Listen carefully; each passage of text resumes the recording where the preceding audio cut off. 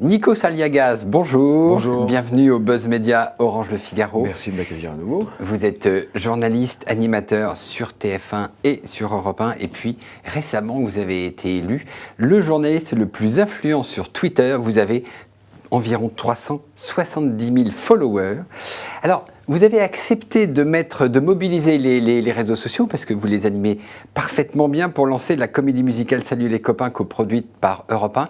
C'est quasiment un nouveau métier pour vous ? Oui, puis c'est surtout une nouvelle façon de garder le lien avec les auditeurs ou les téléspectateurs. En l'occurrence, sur Europe 1, c'est quasiment interactif quotidiennement. C'est-à-dire que dès que j'interviewe une personnalité que je vais diffuser dans les incontournables du week-end... Voilà, vous le tweetez, vous le retweetez. Avant même la diffusion, c'est-à-dire qu'il y a une vie avant la diffusion à l'antenne. Et il y a une vie après la diffusion à l'antenne, avec les podcasts, avec toute cette matière première qui est à disposition aussi pour quelqu'un qui est de passage. On l'a vu effectivement sur les incontournables de samedi dernier où vous aviez Michael Youn, c'est ça, que vous avez retweeté. Alors, sur Europe, vous aviez un créneau plutôt le matin avec de la culture. Oui. Ça, pour être honnête, ça fonctionnait moyen. Là, maintenant, vous êtes samedi et dimanche matin, vous avez plus de temps, vous êtes mieux installé, vous êtes plus dans une bonne case. C'est mieux parce que j'ai le temps. Et avec Benjamin Patrovert, ça se passe vraiment bien. C'est-à-dire que c'est plus long. C'est une palette beaucoup plus large, on va dire, d'une interview où j'essaie de décloisonner l'invité sans l'agresser. Oui. Pour autant, l'année dernière, le pic d'audience de la matinale, c'était Nicolas Canteloup et mon entretien. Donc, j'ai préféré... en discussion avec Denis Oliven, pour deux raisons. Je veux tout vous dire, c'est qu'à un moment, il était difficile aussi pour moi, d'un point de vue d'identité même d'entretien, d'être placé dans une matinale ou du hard news, où c'est que de l'info politique, et il y avait une grosse rupture avec un entretien culturel. Alors même si c'était écouté, je pense qu'on avait du mal en 4 minutes, 5 minutes, de faire venir des stars françaises ou internationales.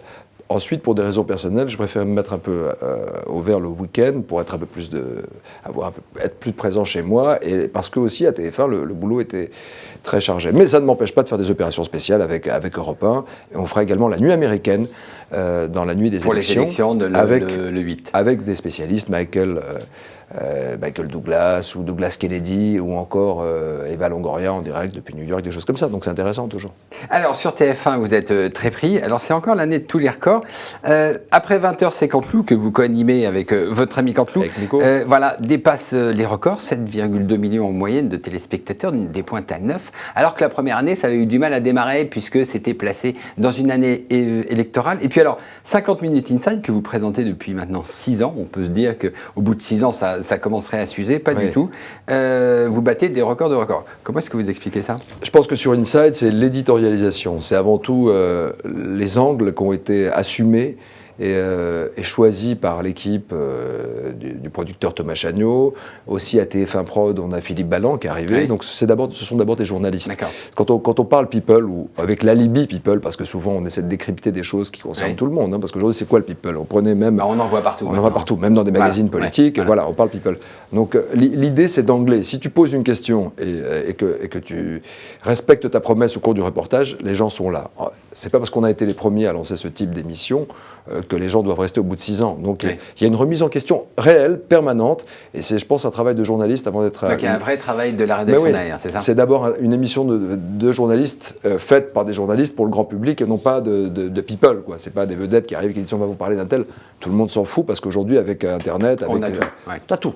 Donc voilà, il faut être précis, tu poses une question, tu lui réponds et tu essaies d'avoir des invités. Et pour Canteloup ? Pourquoi est-ce que ça repart mieux que ça n'a commencé ? D'abord parce que c'était totalement inconnu et c'était un rendez-vous aussi qui n'était pas existant sur Europe 1, sur TF1. Sur TF1, c'est-à-dire que les gens ne savaient pas qu'à cette heure-là, il n'y avait pas le réflexe, on va dire, on va se marrer après le 20h. Je pense que Nicolas a un lien fort avec le public. Il a gagné aussi un autre public qui sort justement d'Europe 1. En passant d'Europe à TF1, il a élargi son public, je pense qu'il a gagné des jeunes. Moi, je le vois dans la rue quand on sort de tournage avec Nicolas, c'est à des gamins qui font « Ouais, Canteloup, vas-y, fais-moi, je trouve ce canne !» Donc, c'est assez drôle. Et donc, voilà, je me réjouis, puis j'apprends encore avec Nicolas. C'est toute son équipe avec Dumontet, les auteurs, etc.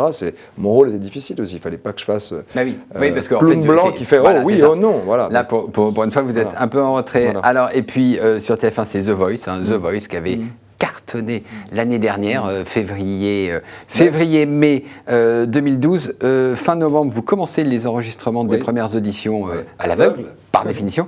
Le jury n'a pas changé, Jennifer, Garou, Bertignac, Florent Pagny. Comment est-ce que vous allez retrouver cette magie de l'année dernière ? Déjà, il ne faut pas essayer de partir les mains dans les poches en se disant on a les ingrédients, on sait comment ça fonctionne. Remise en question aussi. On a gardé ce qui a fonctionné fort l'année dernière, c'était le lien, on va dire, des coachs avec les talents et surtout et puis le jeu entre eux, quoi. Il y avait un jeu réel qui n'était pas écrit. La différence, c'est qu'aux États-Unis, ce genre d'émission est très écrite.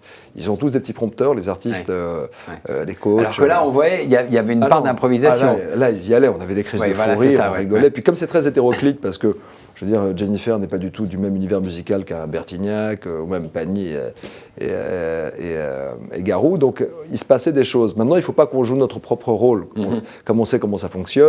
Il ne faut pas être enfermé. Non, il faut garder la fragilité, et puis surtout essayer de trouver aussi peut-être de nouvelles, peut-être des choses mécaniques plus cohérentes aussi pour le téléspectateur. Et est-ce qu'il y aura des nouveautés ? Je ne sais pas, l'émission sera plus longue, moins longue Écoutez, pourquoi ne pas faire durer le plaisir ? On nous a reproché un peu d'avoir fini un peu tôt l'année dernière, mi-mai, parce que ce n'était pas la fin de la saison. Et généralement, ces émissions, les grandes émissions récurrentes sur TF1, évoluent avec la saison.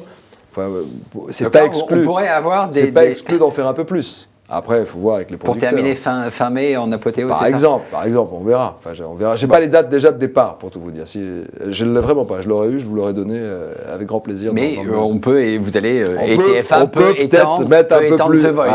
Un peu de rap. On verra. Voilà, on verra bien. Très bien, on verra bien, Nikos. Merci beaucoup et nous nous retrouvons demain avec un nouvel invité. Merci à vous.